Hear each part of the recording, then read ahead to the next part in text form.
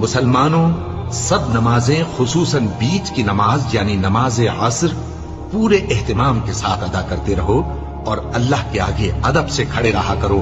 پھر اگر تم خوف کی حالت میں ہو تو پیادے یا سوار جس حال میں ہو نماز پڑھ لو. پھر جب امن و اطمینان ہو جائے تو جس طریق سے اللہ نے تم کو سکھایا ہے جو تم پہلے نہیں جانتے تھے اللہ کو یاد کرو.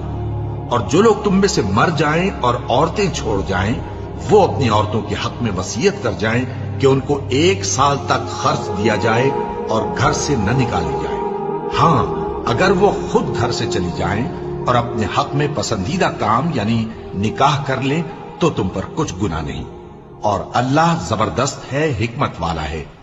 اور مطلقہ عورتوں کو بھی دستور کے مطابق نان و نفقہ دینا چاہیے. پرہیزگاروں پر یہ بھی حق ہے. اسی طرح اللہ اپنے احکام تمہارے لیے بیان فرماتا ہے تاکہ تم